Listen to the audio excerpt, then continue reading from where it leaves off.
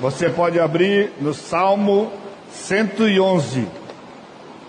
O Salmo é curto, são apenas 10 versículos. Nós vamos lê-lo e depois nós vamos meditar nele. Eu queria que você ficasse bastante atento, apesar da chuva, que vai dispersar você um pouco, porque é um salmo muito precioso e ele tem sido um bálsamo e um refrigério para o meu coração. Salmo 111. Aleluia! De todo o coração renderei graças ao Senhor, na companhia dos justos e na assembleia. Grandes são as obras do Senhor, considerada por todos os que nela se comprazem.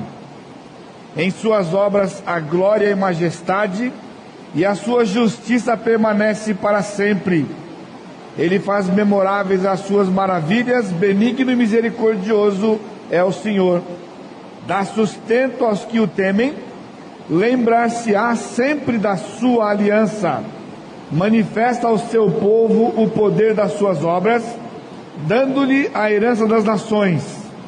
As obras de suas mãos são verdade e justiça, fiéis todos os seus preceitos.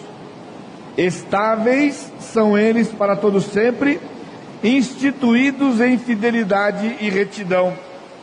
Enviou o seu povo à redenção, estabeleceu para sempre a sua aliança, santo e tremendo é o seu nome. O temor do Senhor é o princípio da sabedoria, revelam prudência a todos os que o praticam, o seu louvor permanece para sempre. Amém? Vamos orar. Curva sua cabeça. Vamos orar. Deus bendito, te agradecemos porque o Senhor nos deu esta oportunidade de cantarmos louvores ao Senhor e falarmos das tuas grandezas, da tua pessoa, do teu poder.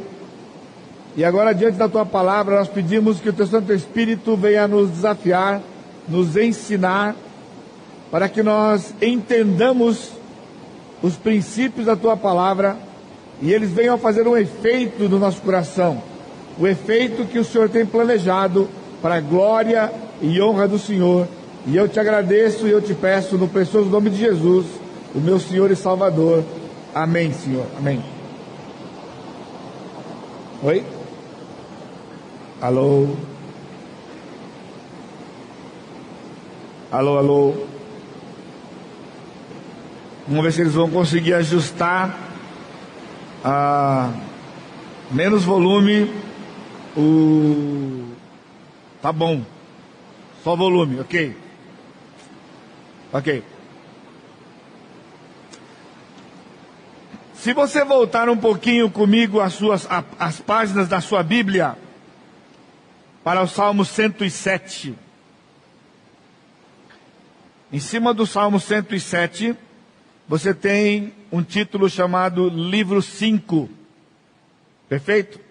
Que compreendem os Salmos de 107 a 150, que é a porção que nós estamos durante esse ano até o fim. O Salmo de hoje, ele começa com uma palavra, aleluia. Literalmente é aleluia, aleluia. Já é uma contração do nome Jeová, e Halelu seria então louvor ou louvai ao Senhor. É um conclame a louvarmos ao Senhor. No fim do livro 4, se você voltar então um pouquinho lá para trás, isso já aconteceu no Salmo 104. Se você olhar o Salmo 104, a última palavra do Salmo 104 foi aleluia. A última palavra do Salmo 105 foi aleluia.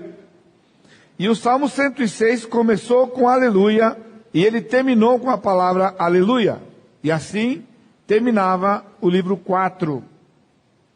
Agora no livro 5, nós temos novamente diante de nós uma nova série de 3 salmos, Salmo 111, Salmo 112 e Salmo 113, que começarão com a mesma palavra. Aleluia.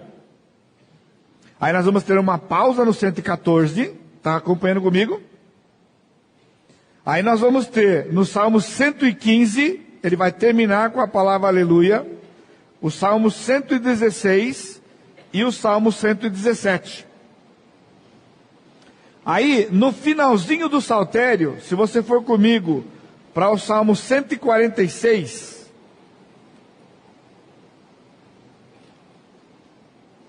do Salmo 146 ao Salmo 150, os últimos 5 salmos, eles começarão com esta palavra e terminarão com essa palavra. No 147 ao 146, no 147 está louvai ao Senhor, já é traduzido, mas é aleluia que está lá, e percebe que ele começa e termina com esta palavra. Louvai ao Senhor. Os Salmos 111 e 112, que vai ser o Salmo da semana que vem, se o Senhor Jesus Cristo não voltar durante a semana, e nós nos encontrarmos com Ele lá, na nuvem, né? Eles formam como uma dobradinha. Agora não pense na comida dobradinha, que eu sei que alguns não gostam, né? Eles são um par de salmos, 111 e 112. Eles têm estruturas semelhantes, gramaticalmente, a forma escrita é semelhante, eles são de autores desconhecidos e de uma época também desconhecida. Nenhum autor sabe exatamente, embora alguns arrisquem de que eles se refiram à época dos Macabeus. Os Macabeus é uma época que é o nome de uma família que viveu no período interbíblico, que é entre Malaquias e Mateus.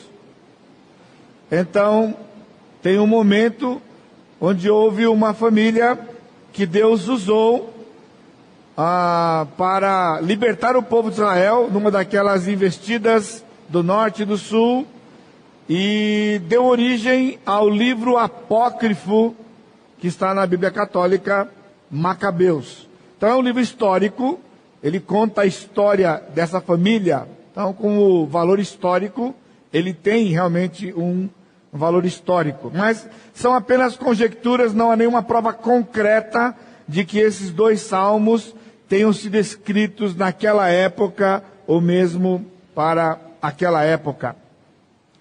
Ambos os salmos são salmos alfabéticos. Eles contêm 22 períodos. Agora, se você está pensando em termo gramatical, aqui, né? Eles contêm 22 períodos, cada qual iniciando com uma letra do alfabeto hebraico. Então, quem estava aqui nas férias e no mês de janeiro, quando nós estudamos o Salmo 119, o Salmo 119 era um salmo mnemônico, nós falamos, né? Que tinha 22 estrofes, e cada estrofe com 8 versos, e cada estrofe dessa começava com a mesma letra do alfabeto hebraico. E aí nós mostramos lá no PowerPoint para vocês. Então era um bloco de 8 versos, onde a primeira letra de cada verso naquele bloco era a mesma letra do alfabeto hebraico. Estes 2 salmos, eles são diferentes nesse aspecto, porque nós temos apenas 10 versículos, mas olhe comigo atentamente, novamente.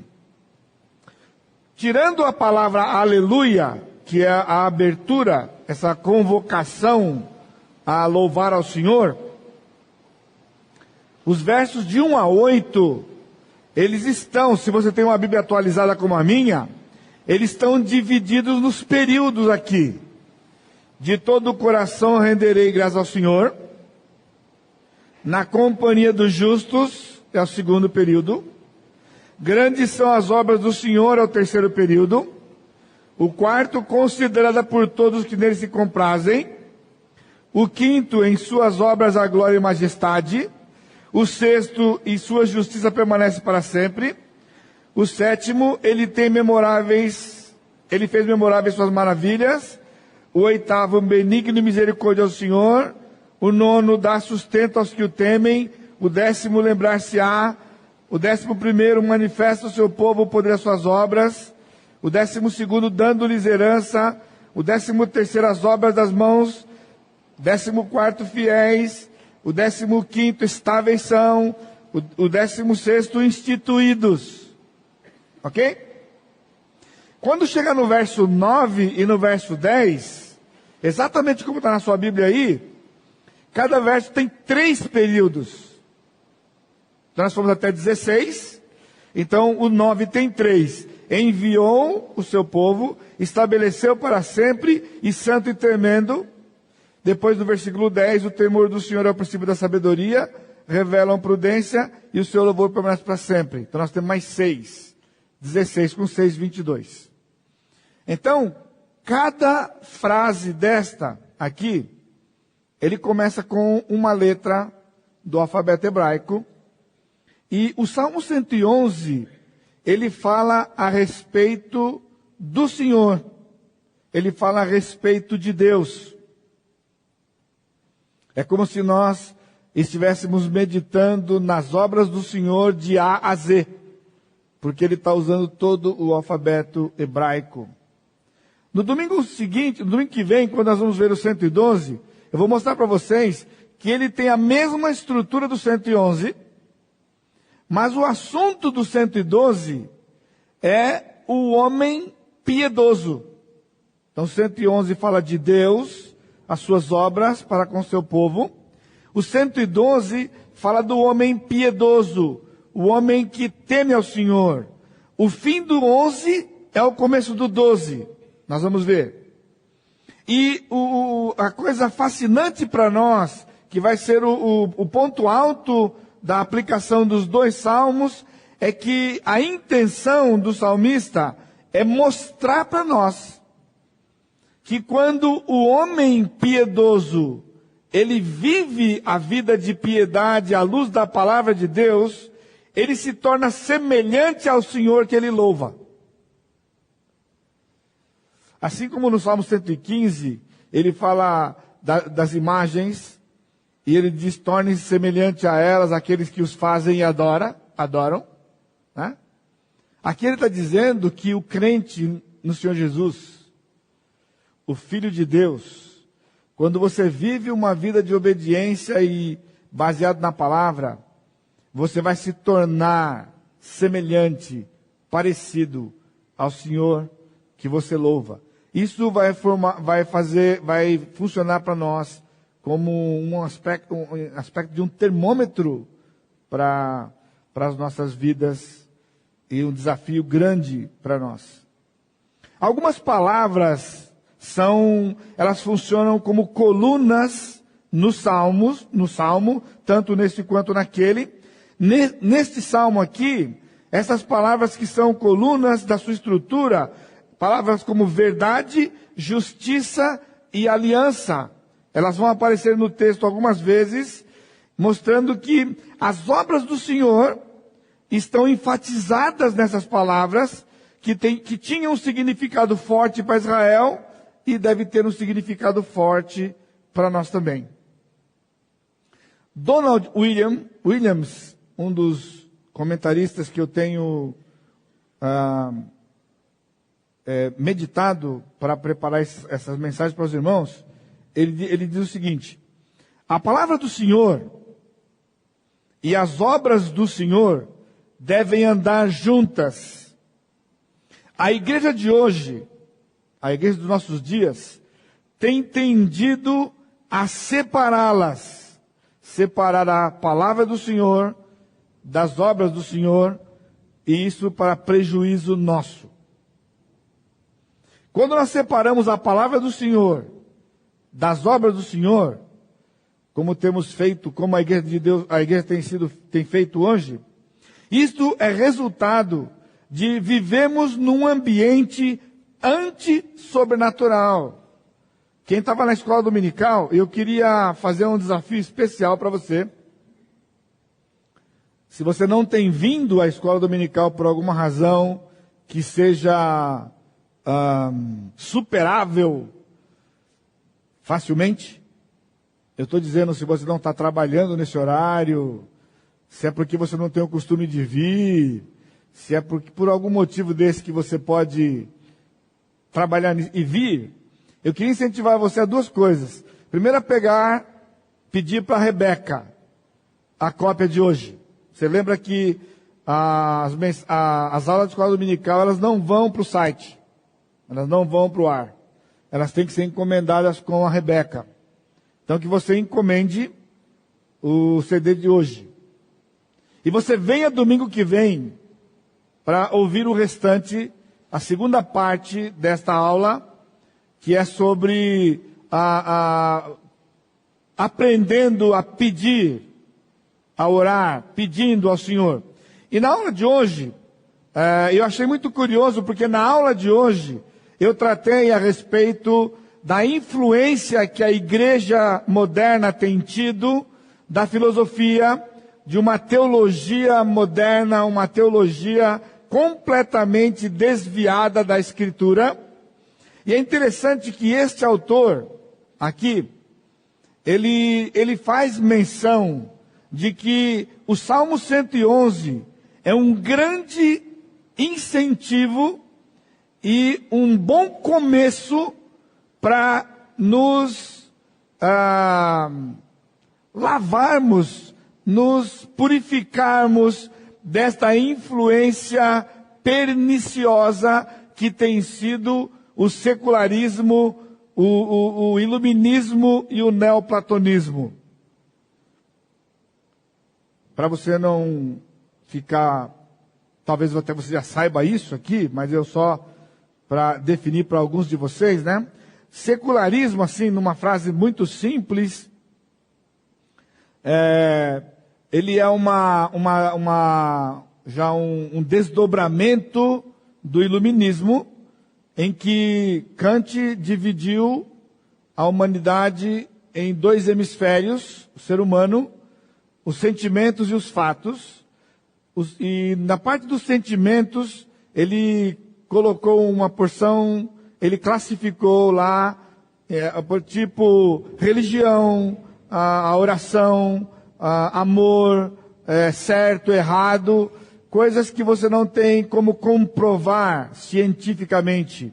E a parte de baixo, na parte inferior, ele colocou então fatos, tudo aquilo que é verificável, tudo aquilo que é comprovável, que pode ser observado pelo homem, e dizendo isso ser uma ciência. Então, o secularismo, ele é já um desdobramento disso, onde essas divisões agora foram sintetizadas em algo verificável e algo que é socialmente, é um valor socialmente construído. E que é uma coisa totalmente pessoal. Então, religião é pessoal, o amor é pessoal. Nós vimos hoje como o Marquinhos entrou todo romântico aqui, com uma flor, e com as flores entregou para sua amada. Ele falou que eu dei uma ajudinha, ele foi muito generoso nessa parte da ajudinha, modéstia à parte. Eu tive que dar uma ajudona, porque o negócio era feio lá, irmãos. O negócio era feio. Você está rindo, né, Lilian? Você lembra, né? Você lembra. Né? Tudo bonitinho, os dois. E aí o Marquinhos falou, pastor, eu vou para o ministério. Aí ele falou para ela, falou assim, eu não vou casar com o pastor. Já começou assim, né? Aí falou, então acaba tudo. Aquele que já fez essa jogadinha comigo, já viu que você começa o pré-namoro, né? Então o pré-namoro dele já morreu aqui. Nem começou. Um dia, teve uma fogueira, lembra a fogueira? Fogueira lá na Vista Verde, casa do Ézio, e eu vou dar um devocional lá. Eu acho que ali eram os nossos rudimentos da festa caipira. né? E eu vejo o Dom Marquinhos e Dona Lilian de mão dadas. Eu falei, o que aconteceu? Vocês resolveram, né? Então, não, já estou acostumando com a ideia. Já estou acostumando com a ideia, né? E então, depois se casaram. Passado uns, não lembro quanto tempo foi, se 1, 2 anos, 3 anos. O negócio ficou feio, filho. Aí eu fui lá na casa do Marquinhos e o Marquinhos tinha dado aquela, tipo, uma reacendida no coração dele que eu vou me dedicar para o Senhor. E aí a coisa complicou. Eu falei assim, Lila, mas você não disse que você já tinha se acostumado com a ideia? Agora estão casados, né, filha? Não pode descasar por causa disso. Mas aí eles endireitaram, aí estão casados. Há quantos anos já? 23 anos. 23 anos, né? Então essa questão de sentimento, a questão do amor, ele se tornou uma coisa totalmente pessoal, segundo essa filosofia, né? Não tem definição, não tem certo e errado. O que é certo? O que é errado? Acreditem. O relativismo chegou a tal ponto de que certo e errado não são coisas absolutas. Agora, irmãos, eu não estou preocupado lá fora.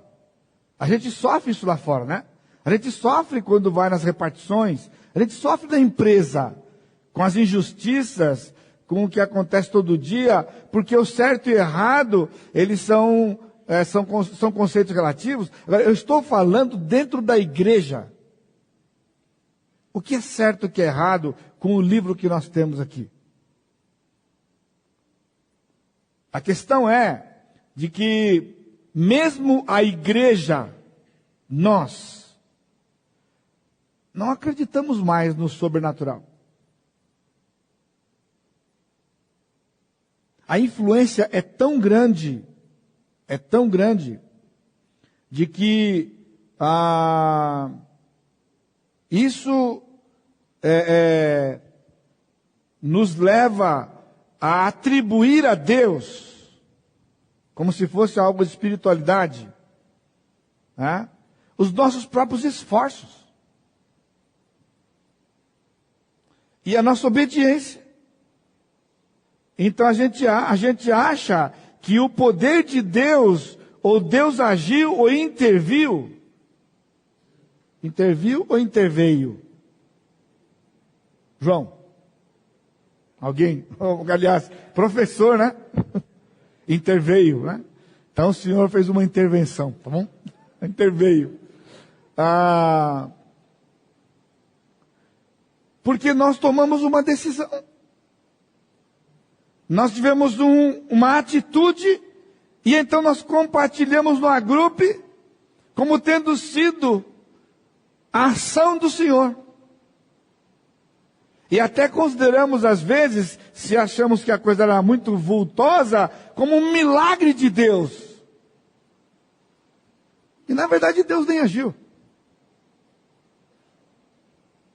Na área da prosperidade, quantos têm dito que Deus tem abençoado, e eles têm vivido vidas financeiras completamente fora da palavra? Somente porque você ganha muito, ganha bem, e você pode guardar dinheiro, e você diz que Deus te abençoou. É isso que está reduzido hoje ao cristianismo, né? Numa sociedade, num ambiente completamente contra e oposto ao sobrenatural. Então, o nosso desafio é mudar essa mente mundana. Agora, deixa eu fazer um parênteses aqui, né? Quando eu falo mundana, eu não estou falando de moral, eu estou falando mundana de sistema. O sistema do mundo, esse sistema secular, esse sistema, eu já tenho dito algumas vezes para você, a teologia que governa o cristianismo hoje, a teologia liberal, é chamada teologia da morte de Deus. Deus está morto. Que ele era um conceito. Ele não é uma pessoa, como a Bíblia diz. E às vezes a gente fala, poxa, mas como alguém pode acreditar nisso? Só que isso está tão enraizado na igreja e no crente, que é imperceptível. Você não percebe. E você acha que está vivendo uma vida espiritual saudável. Por isso, no domingo que vem, você precisa vir aqui para ouvir sobre oração e ficar atento aqui. Vamos resgatar o conceito bíblico de um Deus agente, atuante, soberano, que tem um plano e está seguindo o seu plano à risca. Você ouviu? Nós temos que recuperar no nosso coração e na nossa vida esse conceito bíblico de que Deus, Ele é uma pessoa, Ele é um ser agente. Ele está atuante. Ele é soberano. Ele tem um plano e Ele está seguindo esse plano à risca. Irmãos, Deus não tem plano B. Deus não tem plano B. Ou você acha que quando Adão e Eva pecaram, ele pensou, eu não acredito que eles vão ser tão burros a este ponto. Então deixe-me pensar agora o que eu vou fazer para consertar essa burrice. E aí desenvolve um outro plano. Não. Na semana que vem, eu vou ajudar você a entender que pedir ao Pai, orar, é você descobrir e se engajar na história que o Senhor está escrevendo. Porque Ele está escrevendo uma história. Ele está escrevendo a sua história. Os seus dias estão contados e os meus também. Agora nós vivemos numa dissintonia com o Senhor, porque somos influenciados pelo mundo. E daí nós não entendemos essa questão de como Deus está agindo. Ele nos resgatou, Ele nos trouxe, Ele vive, Ele nos abençoa, nós o adoramos numa aliança que Ele fez conosco, em que nós só recebemos o benefício, mais nada. Porque qualquer coisa que depender de nós não vai funcionar. Olha só. Então veja, primeiro lugar, uma confissão necessária. Olha, eu chamo a sua atenção aqui. Então no verso 1, olha lá. A primeira palavra que está aí é confessar. E se você procurar no seu texto bíblico, no versículo 1, você não vai achar. Talvez tenha uma tradução. Alguma tradução aqui, alguma versão, tem alguém que tem alguma versão que no versículo 1 aparece a palavra confessar? Não, tá vendo? Nenhum. De todo o coração renderei graças ao Senhor. É o que está na sua Bíblia? Pois é. Render graças. Em português aqui, na verdade, literalmente é a palavra confessar. Então o que ele está dizendo aqui é numa linguagem pessoal, na primeira pessoa do singular. Ele diz, louvai ao Senhor, eu confessarei Jeová de todo o coração. Ele começa com uma declaração, uma confissão. Você não vai se despir, você não vai conseguir se purificar desta influência do mundo que nós vivemos, que é anti-sobrenatural, se você não entender e não vir praticar como o salmista está nos desafiando. Eu confessarei o Senhor, Jeová, de todo o coração. Isso é sério. Confessar. Eu confessarei. Agora, quando ele fala de todo o coração, logo nós nos lembramos do primeiro mandamento, né? Amar a Deus, todas as coisas, todo entendimento, todo o teu coração. De todo o teu coração. De todo o meu coração. Com tudo que nós temos. Sabe o que é confessar? Confessar é falar a mesma coisa. No grego é a palavra homologar. Ele está dizendo que ele não pode viver, ele não pode caminhar, sem que as pessoas que o cercam e convivem com ele saibam que ele pertence a Jeová. Aonde você vai? Você diz quem você é?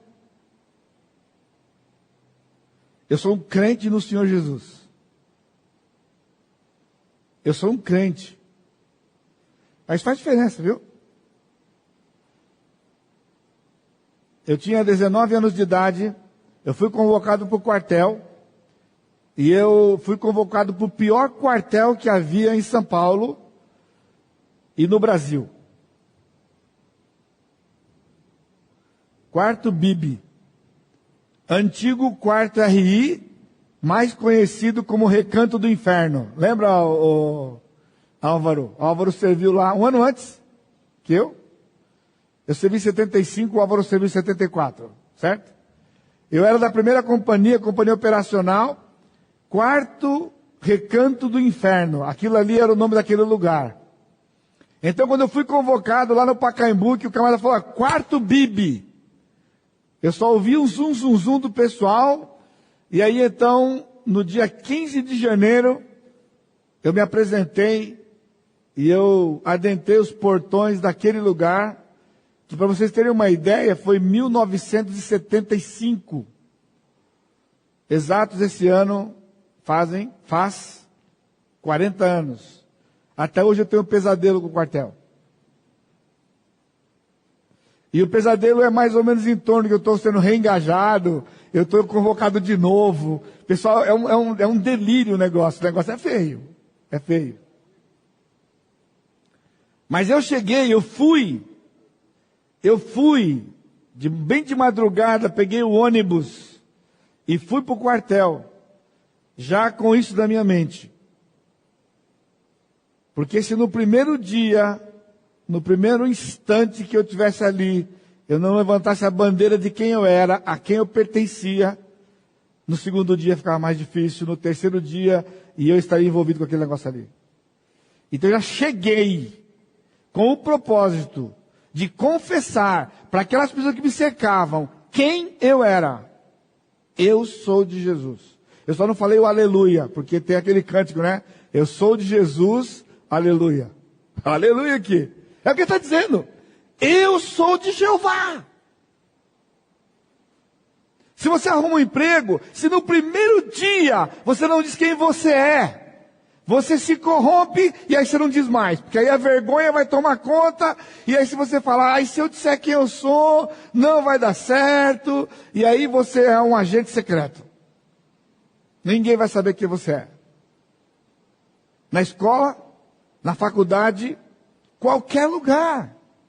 E nos lugares mais hostis, olha o que ele diz. Ele usou na primeira pessoa, eu confessarei a Jeová de todo o coração. Aí ele abre e vai para o plural, na companhia dos justos. A segunda palavra então, que é com a segunda letra do alfabeto, é no conselho. Olha só o que ele está dizendo. Perante os conselheiros, perante aqueles que são de influência. E onde mais? E na assembleia. Na assembleia é no povo todo. No povo todo. É assim que você tem sido um crente. Que aonde você vai, desde os grandes com quem você convive, até com o povo mais simples, você confessa ao Senhor como seu Senhor? Ou você é pressionado, porque se você disser isso vai complicar, se você disser isso prejudica os seus negócios, se você disser isso não pode misturar com religião, entendeu? Religião, é isso que Kant ensinou. Religião é uma coisa pessoal, você não pode misturar com os fatos que são comprováveis e observáveis. Religião é uma opinião sua. E você pode fazer. E nós temos vivido isto aqui.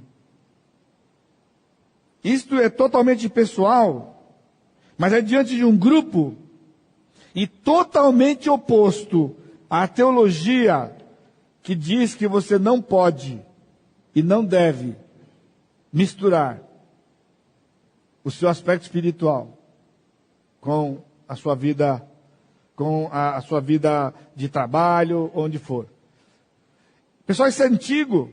Eu já contei para vocês, quando eu trabalhava em São Paulo, junto com o pastor Flávio, teve um desfalque na empresa, a gente estava envolvido, e quando os advogados vieram, e eles começaram a fazer um terror sobre nós, né? Dizendo que o negócio ia complicar e tal. Então eu disse para eles assim: vocês nunca trataram uma situação como essa, porque eles estavam acostumados a tratar com isso, na verdade. Falei, porque neste caso aqui, tem 2 filhos de Deus envolvidos. O camarada falou assim, não mistura coisa de religião aqui não mistura não, o camarada já cortou. Está entendendo? Mas eu disse para eles, porque havia uma política na empresa. Eles apuravam os fatos, os culpados eram punidos, e todos os envolvidos, mesmo que não eram culpados, mas estavam envolvidos, eram demitidos da empresa. Isso era a regra da empresa. E quando terminou todo o processo, eu e o pastor Flávio fomos promovidos para um outro cargo, uma outra coisa melhor, um cargo de chefia no escritório central da empresa. A única e primeira vez em toda a história daquela companhia. E eu vou arriscar dizer mais para vocês, que quando eu saí em 85 e o Flávio saiu em 86, tudo aquilo implodiu em 2 anos e 3 anos. Era o 8º grupo do mundo. E tudo aquilo implodiu. Ele encontrou com colegas daquela época, e eles contam o que aconteceu nos 2, 3 anos subsequentes com aquele grupo inteiro. Como o grupo se desfacelou e tudo o que aconteceu. Irmãos, você não pode deixar de dizer quem você é e crer, porque eu cria naquele dia que aqueles homens não tinham poder algum sobre mim, se o meu Deus, a quem eu servia, não permitisse. Isso é confessar ao Senhor perante o mundo, e é o que ele está nos dizendo aqui. Aí ele vai para o 2º verso. Segundo lugar, as obras de Deus, em termos de provisão, é a maior parte do Salmo, vai versos de 2 até 6. Então, as obras de Deus, e ele começa, agora a terceira letra, no verso 2, grandes, é a primeira letra, a primeira palavra do nosso, coincidentemente também é a primeira palavra lá no texto hebraico. Grandes são as obras do Senhor. Grandes são as obras do Senhor. Quais obras do Senhor são grandes? Irmãos, olha a tristeza que nós vivemos. Porque nós servimos o mesmo Senhor do Velho Testamento. E quando você olha o Velho Testamento, você vê grandes coisas que o Senhor fez. E quando você olha os dias de hoje, você não vê grandes coisas que o Senhor fez.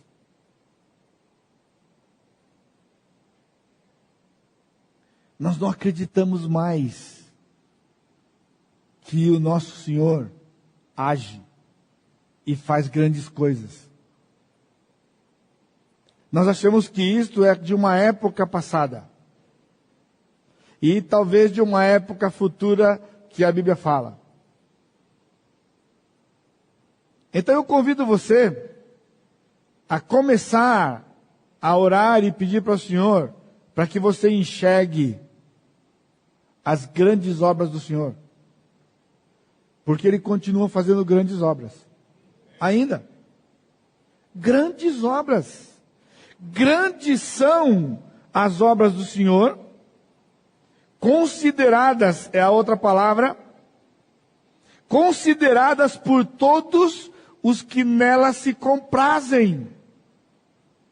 Agora, você se compraz na obra e você reconhece que ela é grande. Nós estamos, de certa forma, bitolados, né? De que grande obra do Senhor é fazer cura. Fazer cura. Grandes obras do Senhor são os milagres que o Senhor faz hoje na sua vida e que você observa e sabe que é um milagre. Aí na aula de hoje de manhã, o pessoal riu um pouco, a gente estava falando sobre o camarada vai para o shopping ou para algum lugar.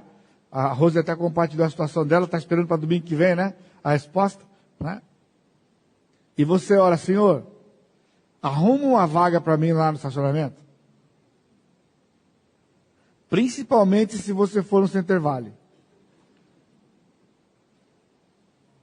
E eu vou dizer para os irmãos, eu tenho que confessar o pecado para os irmãos, né? Porque neste ponto de vista, eu tenho sido covarde. Sabe por quê? Porque eu não gosto daquele shopping e raramente eu vou lá. Sabe por quê? Por causa do estacionamento. Olha só, e eu podia falar, Senhor, eu estou indo para o Center Valley. Me arruma uma vaga no estacionamento. Então, em vez de orar e pedir a vaga, eu não vou lá, porque eu não gosto daquele shopping, porque não tem estacionamento. Horrível. Que é mais fácil do Vale Sul, que tem uma abundância de estacionamento lá, né? Mas também não precisa orar. Não precisa pedir para o Senhor nada. Porque a gente vive autossuficiente. Mas por que eu vou pedir uma vaga para o Senhor quando tem um shopping com muita vaga? Olha só a que ponto nós chegamos da nossa vida espiritual. Então você não entende que obra grande o Senhor faz. Grande. É grande para você? É grande para você? Ele é um Deus pessoal. Ele olha para você. Talvez aquilo que é tão irrelevante para os outros é grande. A grande obra que ele fez foi nos salvar, mas é grande. Faz uma experiência essa semana de uma coisa que tem complicado para você. Ora ao Senhor, busque o Senhor.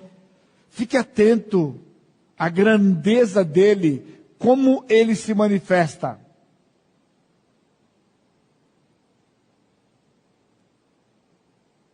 A primeira vez que eu fui fazer o curso nos Estados Unidos, isso eu ia falar hoje de manhã, talvez eu vou continuar semana que vem.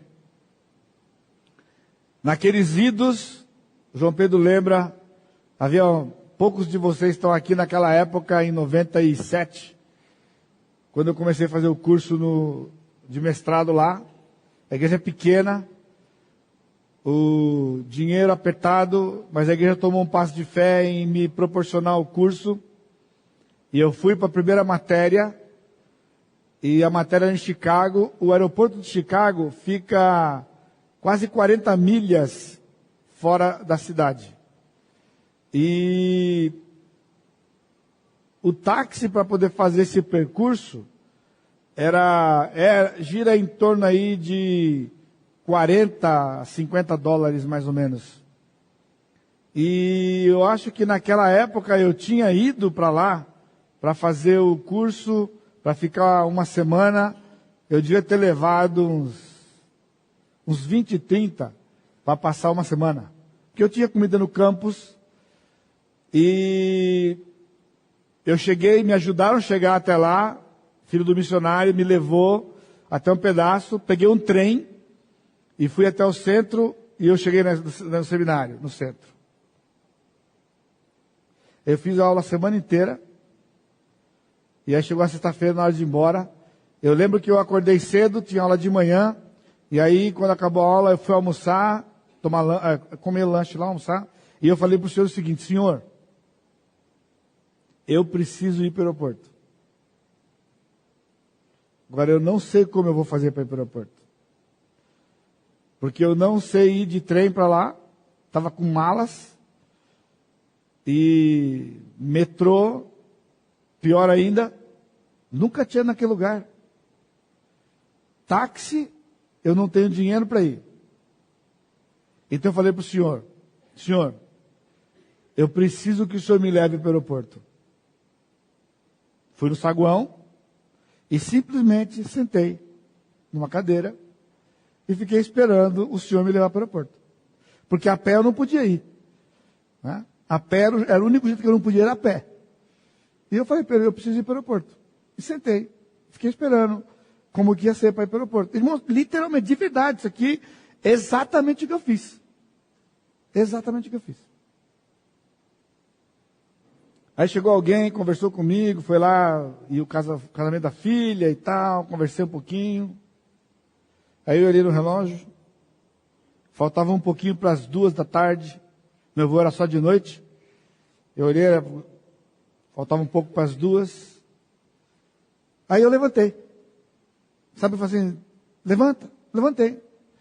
Exatamente assim, levantei, peguei as malas, atravessei o pátio da escola, e tinha um portal grande, que o edifício foi construído na passagem que vai para a rua. Quando eu estou chegando nesse portal, do outro lado do prédio, então, do portal, estava a rua. Quando estou chegando com a minha mala ali, tinha uma van parada,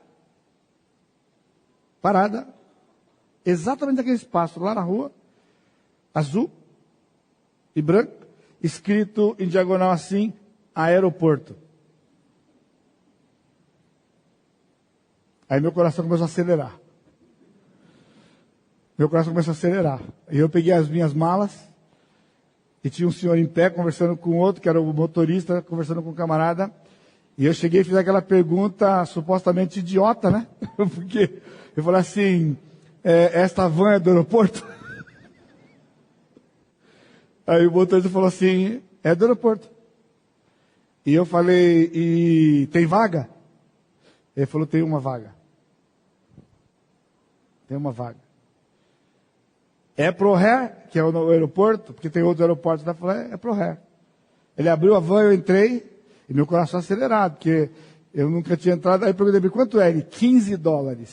$15 eu tinha, para poder pagar a van. E aí ele disse para mim, qual é a sua companhia? Eu falei a companhia, ele me deixou na porta da companhia. Agora, se você já viajou para esses lugares, você sabe que isso existe? Eu não sabia. Nunca ninguém me ensinou. Nunca ninguém me disse, tem um shuttle, Kizara. Aí o camarada me deu um cartãozinho e falou, o dia que você vier aqui, liga para esse número, ela vai te buscar onde for. Agora, você está entendendo a diferença?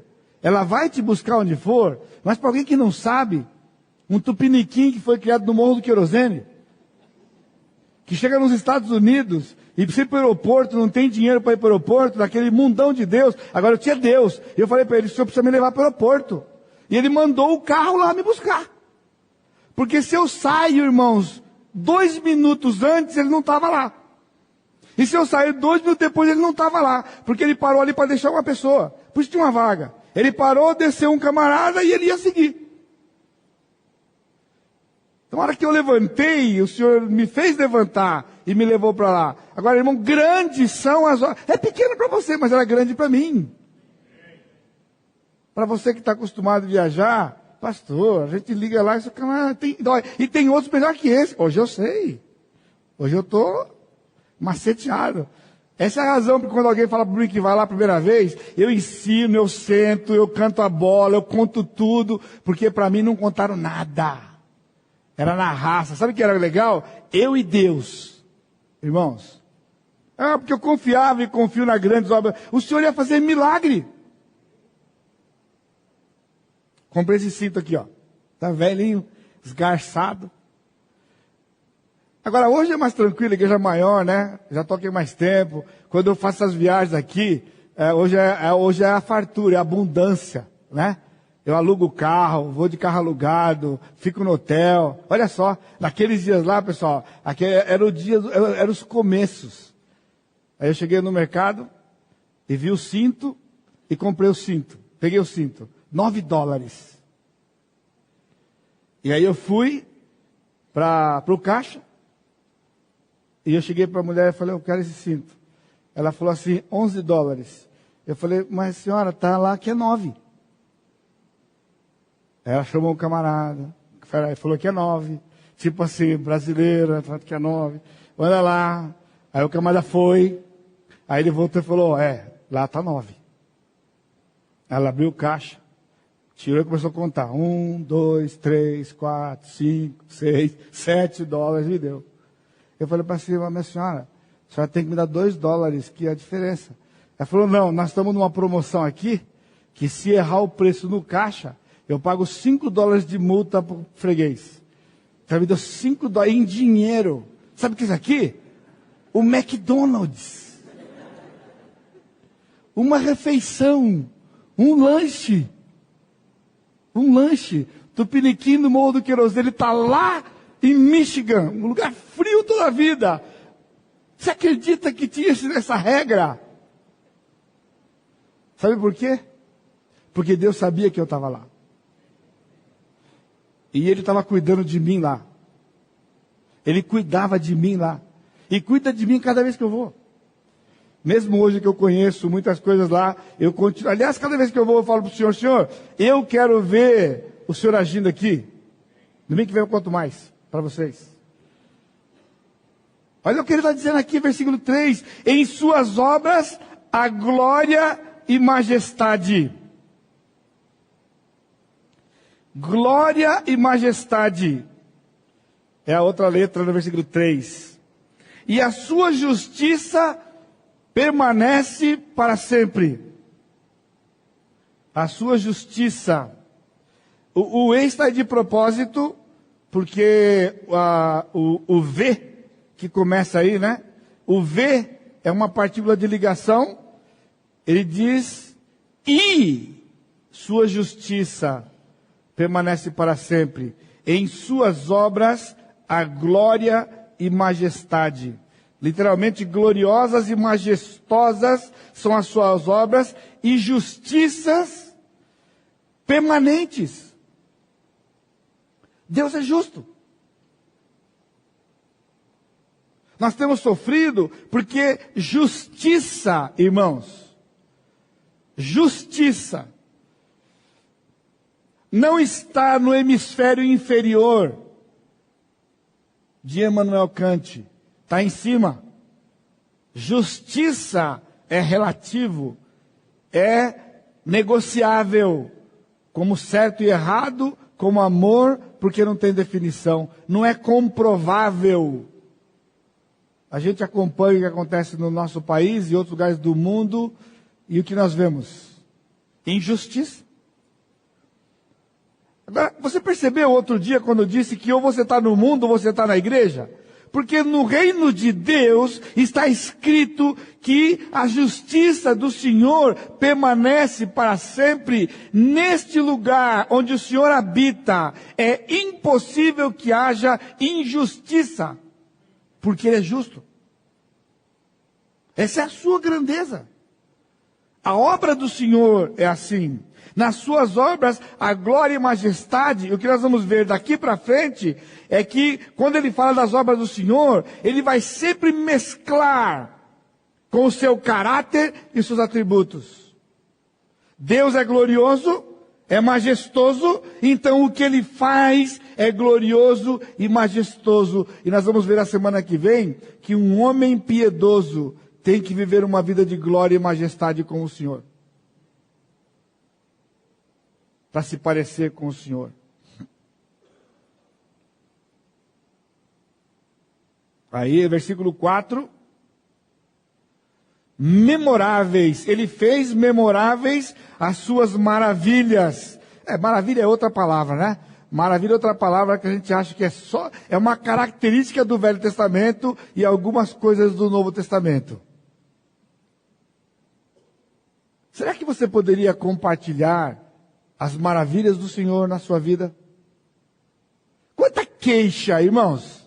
Agora, eu não estou reclamando que você me procure e você faz queixas, tá bom? Eu estou aqui para ajudar você. Mas o que mais a gente tem no meio do corpo de Cristo são queixas. São murmurações. Quando alguém compartilha uma maravilha do Senhor, ele é até desdenhado. Sabe por quê? Porque nós somos influenciados por um ambiente anti-sobrenatural. O que é maravilha do Senhor? Essa chuva é a maravilha do Senhor. É a maravilha do Senhor. Ele vai dar a chuva a hora que Ele quiser. O pessoal pode falar. Estão dizendo aí que vai demorar 9 anos para tudo voltar ao normal. Quem são eles para prever uma coisa dessa, que quando a chuva, quem manda na chuva é o Senhor? Se o Senhor quiser, Ele inunda tudo de hoje para amanhã e morre todo mundo afogado. Você acha que precisa 9 anos para poder as represas ficarem cheias? Agora, se o homem continuar rebelde contra o Senhor como ele tem estado, nem daqui em 15, muita gente vai morrer de sede. E vai morrer por falta d'água. Agora, olha a ironia da coisa. Você pode esperar. Porque essa semana, ainda você vai ouvir isto. Que a dengue que estava para acabar, porque ela tem um período, ela foi postergada. Sabe por quê? Porque choveu hoje. Sabe o que significa? Porque choveu hoje, então haverá recipientes que vão acumular água e a dengue vai continuar mais um pouco. Porque essa chuva aqui já era para ter acontecido, já não era para estar chovendo mais. Então quando não chove mais, tudo fica sequinho, entra a época da seca e a dengue vai embora. Porque foi assim que aconteceu 2 semanas atrás. O surto voltou. Por quê? Porque choveu. Esse é o homem. Se não chove, reclama que está faltando água, aí chove, a dengue volta. Agora nós vivemos no reino do Senhor. O reino do Senhor. Aonde você está? A próxima palavra é misericordioso. Ele é benigno e misericordioso é o Senhor. Benigno e misericordioso. Dele só vem coisa boa. Aí você fala, pastor, eu não estou entendendo, eu estou passando um perrengue. Como é que de Deus só vem coisa boa? Então você primeiro esquadrinha o seu coração para saber se não tem pecado. E se não tem pecado é uma aprovação. Se tem uma aprovação é coisa boa. Porque quando você passar pela aprovação, Ele vai abençoar você. Eu tinha um pastor que ele dizia que toda aprovação é uma bênção em disfarce. Se você pudesse olhar atrás da cortininha assim, ó, você já via a bênção depois. Esse é o nosso Deus. Por quê? Porque Ele é benigno. O mal não procede dele. Esse é benigno. Misericordioso. Porque nós somos miseráveis. E ele continua. Versículo 5. Ele está falando das grandes obras do Senhor, na provisão para o seu povo. E aí ele entra num aspecto bem literal. Dá sustento aos que o temem. E a palavra que está aqui, terep, que está traduzido sustento, literalmente é carne. Alguns gostaram, porque você já falando que era alface, o pessoal ia achar meio ruim. Né? Falasse que é agrião, carne. Eu não gosto muito de comer carne. Cadê o Fábio? Nós fomos almoçar juntos sexta-feira e aconteceu uma coisa que até eu fiquei surpreso, né? Mas eles aproveitaram, eles não podiam deixar passar. Né? Nós 4 pastores almoçamos juntos no shopping para ter um tempo juntos. João Pedro tem estado bastante atarefado com o trabalho. Então o pastor Fábio providenciou esse almoço e nós íamos almoçar num lugar, acabamos almoçando no outro. E aí o João Pedro perguntou, vocês já comeram naquele lugar ali? Não, nós não comemos ali nunca. Aí fomos lá ver. E aí, olhando no cardápio, cada um pediu uma coisa lá, uma carne, e eu pedi uma carne. E que eu já comi no outro lugar. E então, estamos esperando os pratos chegarem. O Fábio foi o primeiro que pediu, o primeiro que chegou. Falou, pá, vai comendo aí, né? Aí a hora que chegou o meu, que eu era o segundo, né? Que pedi quando chegou o meu, eu assustei quando eu peguei uma. Fiquei quieto, fiquei na minha, porque eu já tinha pedido, né? Eles trouxeram, me deram a bandeja. E todos os pratos ali, é um prato que vem a carne e as guarnições juntos, 3 guarnições juntos. O meu era um prato com as guarnições e um prato só para carne. E a carne, pessoal, era do tamanho do prato. Agora o Fábio foi zoiudo, porque ele olhou, pastor, olha essa cabeça, você já está de olho na minha carne.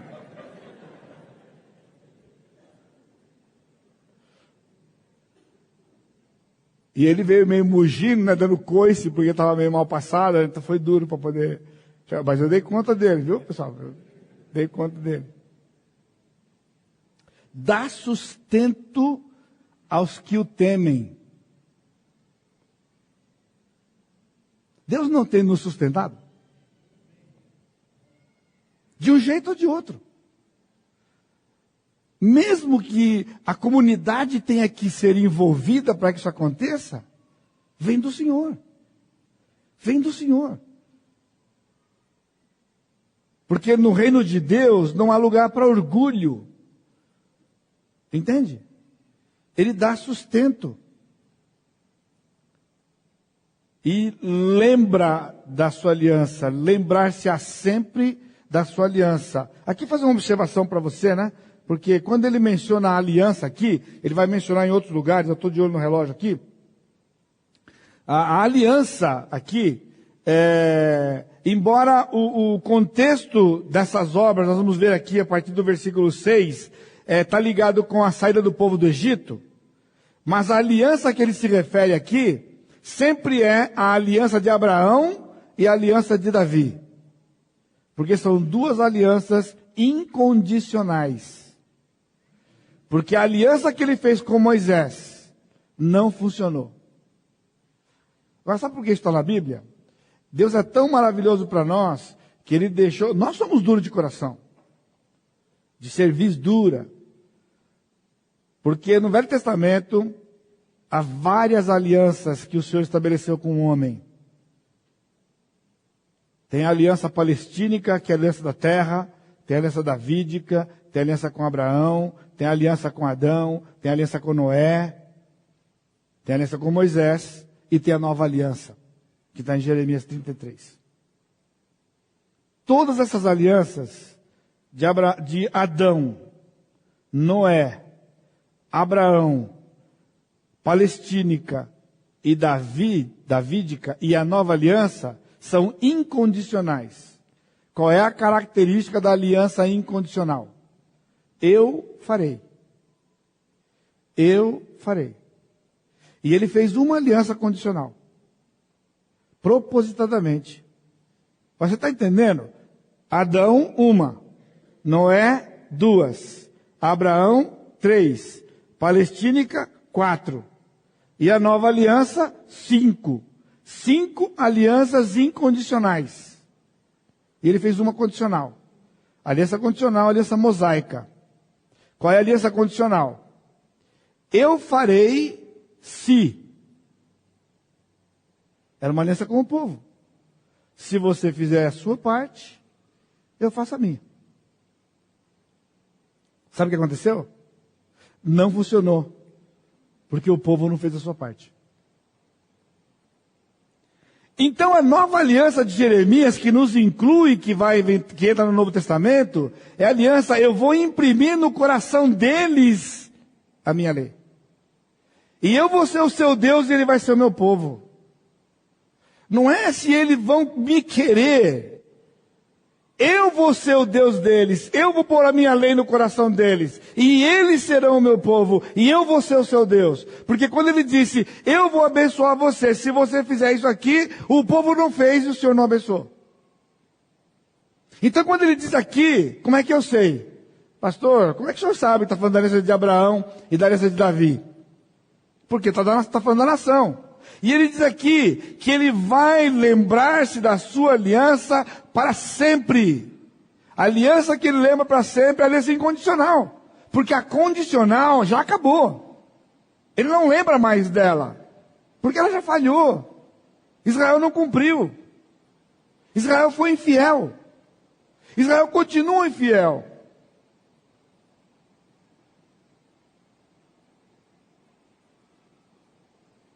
Versículo 6, manifesta ao seu povo o poder das suas obras. Agora aqui, irmãos, é só sério para nós, porque ele está dizendo aqui que ele manifesta as suas obras.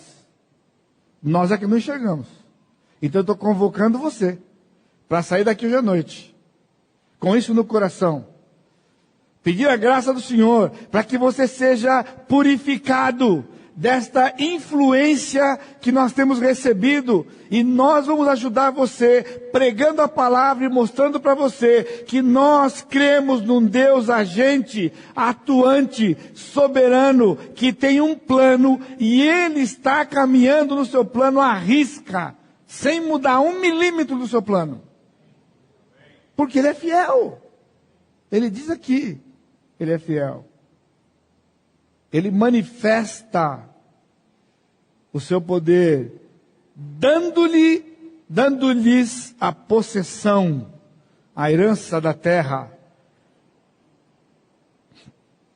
E o que Ele dá para nós? Ele não vai dar para nós a terra, né? Somente no futuro vamos ter o restante da terra. Mas Ele nos garante, hoje, nos moldes do Velho Testamento, trabalho para nós. Ele garante trabalho, sustento, moradia, tantas coisas que Ele nos dá.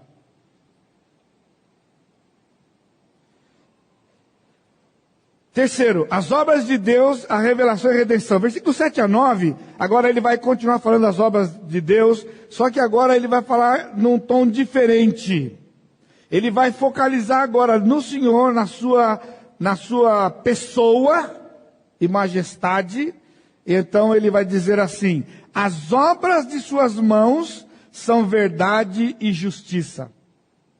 Eu ressalto para você novamente: verdade e justiça, na teologia moderna, ela é classificada como algo pessoal. Não é fato, não é comprovável, não é observável. O que é verdade? Quem fez essa pergunta para Jesus? Pilatos fez essa pergunta para Jesus. O que é a verdade? Essa é uma pergunta que o homem faz todo dia. O que é a verdade? Agora Jesus disse: e conhecereis a verdade, e a verdade vos libertará. Eu sou o caminho e a verdade, não uma verdade, e a verdade e a vida. Ninguém vem ao Pai senão por mim. Então ele está dizendo: as obras das suas mãos são verdade e justiça. E a outra palavra é fiéis, fidelidade. Fiéis, confiáveis, estáveis. E ele está usando aqui um particípio. E o particípio, ele tem uma função dupla quando ele está na frase, porque ele é um verbo e ele é um adjetivo ao mesmo tempo. Ele qualifica e ele qualifica por uma ação. E a gente não tem nem como traduzir isso para nós, né? Porque fiel, o advérbio seria fidelidade. Mas ele é caracterizado por ser fiel, e a sua fidelidade é atuante. É isso que está dizendo aqui. Fiéis todos os seus preceitos. Confiáveis, você pode confiar no Senhor. Versículo 8. Estáveis, agora ele está usando uma outra palavra aqui. Estáveis. Estáveis aqui, ele não é, se você olhou no anterior, fiéis, confiáveis e estáveis, e é uma palavra diferente, é que estável aqui tem a ideia de firmeza. É uma firmeza que tem validade permanente. É isso que ele está dizendo aqui. Estáveis são eles para todo sempre. Eles o quê? Os preceitos que ele falou no versículo anterior. Eles são estáveis, ou seja, são válidos para todo sempre. Por que nós podemos ler a Bíblia hoje? Ela foi escrita 2.000 anos atrás. E o primeiro livro foi escrito há 3.500 anos atrás. Por quê? porque os princípios do Senhor que estão na sua palavra, eles são de validade perene, permanente. E a outra palavra é instituídos. Instituídos em fidelidade e retidão. A palavra aqui, instituídos, é a palavra para feitos, operados. Ele está dizendo então que estáveis são para todos sempre, feitos, operados em fidelidade e retidão. 2 atributos de Deus de novo. Obras de Deus, fidelidade e retidão. Fidelidade e retidão, no iluminismo, são sentimentos, não são fatos prováveis. Você está entendendo como somos influenciados por isso?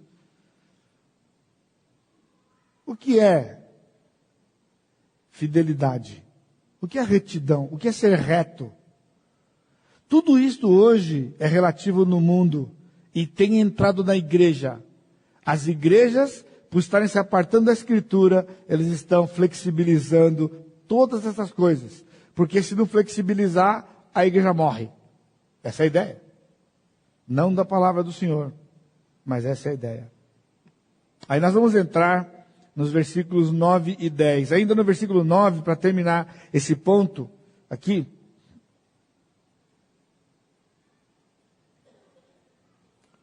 Enviou o seu povo a redenção, estabeleceu para sempre a sua aliança. Então ele estabeleceu a aliança, e santo e tremendo é o seu nome.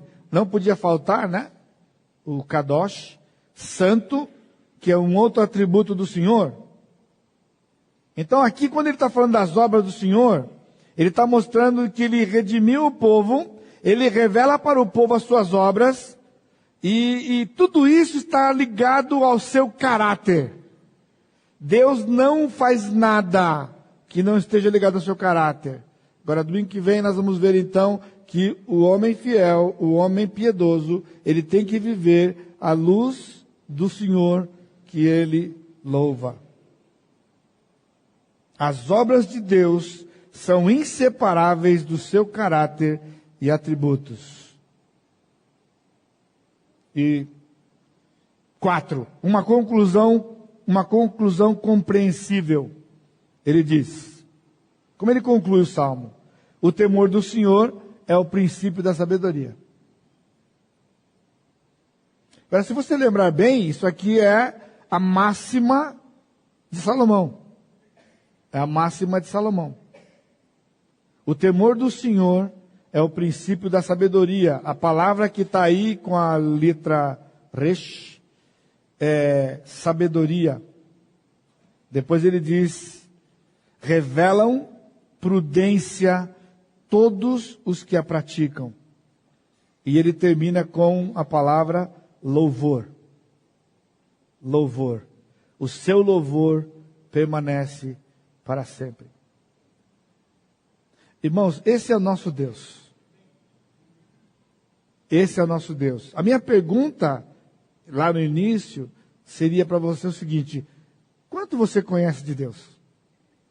Você viu que o salmista, ele podia, inspirado pelo Espírito, ele podia falar das obras do Senhor,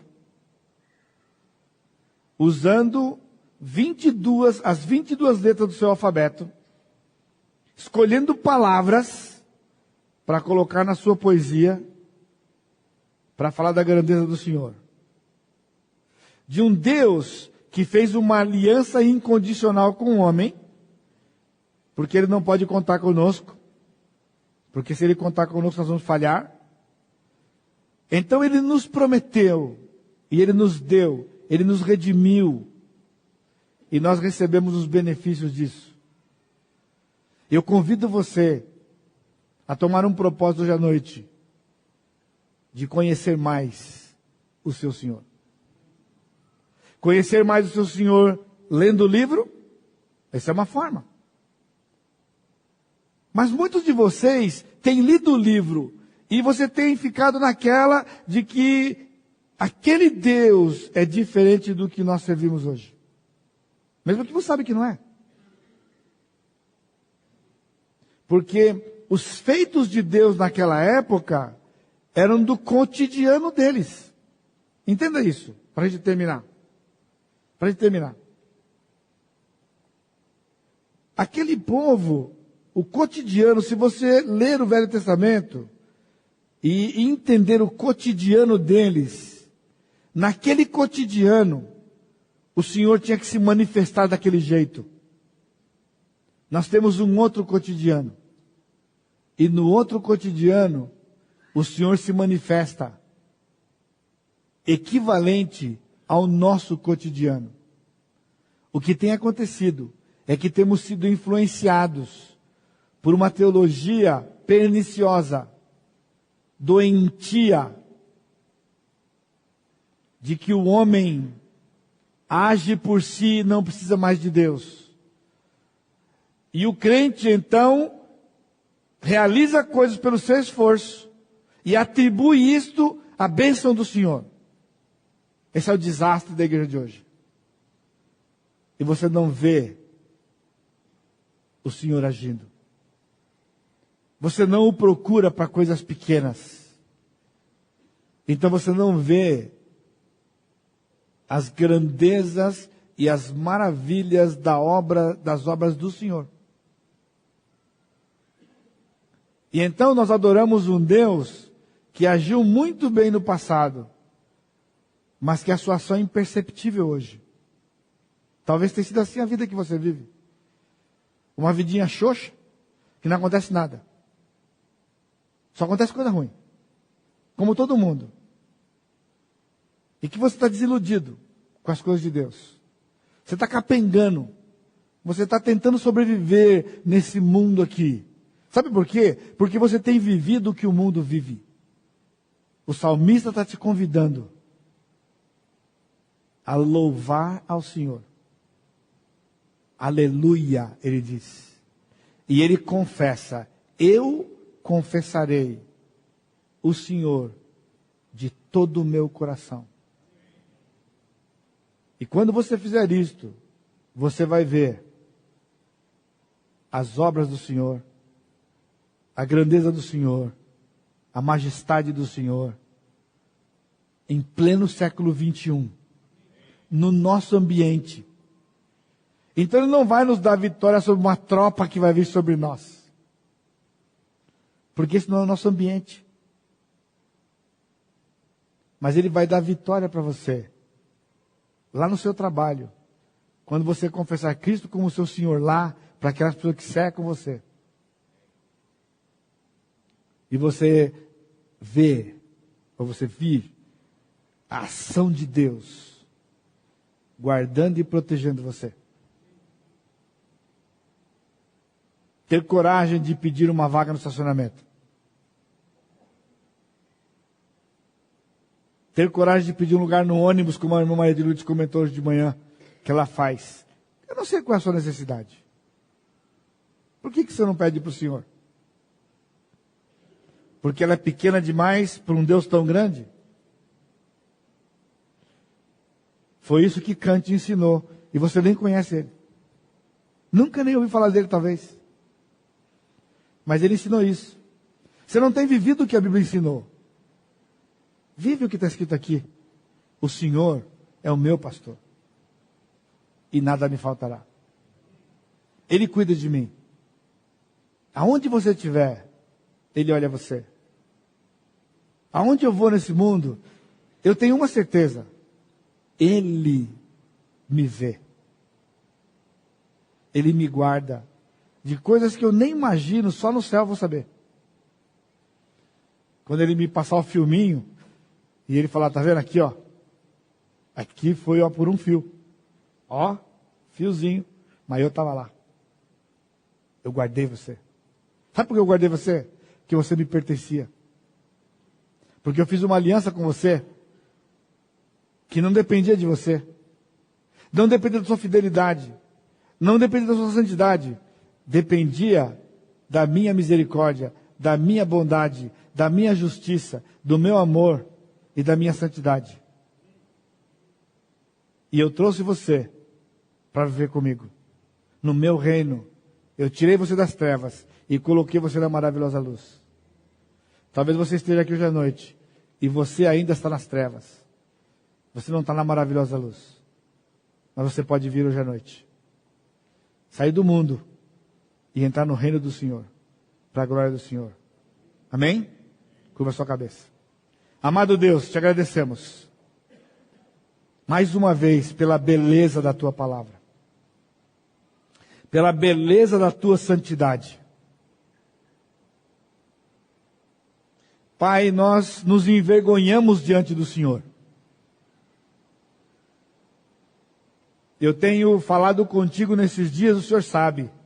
Eu tenho pedido tantas coisas para o Senhor nesses dias. De reflexão. Para viver uma vida pautada pela Escritura, pela tua palavra. Livre, imune desta influência venenosa, perniciosa, que tem sido a teologia desses dias. Ah, o Senhor é meu Deus, o meu Deus, o meu Pai. Obrigado pelo que o Senhor tem feito na minha vida. Pelo cuidado que o Senhor tem tido para comigo, com a minha família, a tua misericórdia, a tua graça que tem sido estendida, a tua fidelidade no sustento por todos estes anos. Louvado seja o Senhor. Ajuda o teu povo, ajuda os teus filhos a enxergarem as grandezas, as gloriosas e majestosas obras do Senhor. Alguns deles estão sufocados nos problemas e eles não conseguem te enxergar. Mas são teus filhos e por isso eu sei que o Senhor vai agir. Eu sei que no teu tempo o Senhor vai dar libertação, o Senhor vai dar solução. Por quê? Porque o Senhor é fiel à aliança que fez conosco em Jesus. E nós clamamos ao Senhor, pelo sangue de Jesus, que o Senhor nos ajude, que o Senhor nos dirija, que o Senhor nos oriente, que o Senhor nos traga perto do Senhor. Pai, guarda-nos de volta para casa. E eu te agradeço no precioso nome de Jesus, o meu Senhor e Salvador. Amém. Deus abençoe, irmãos.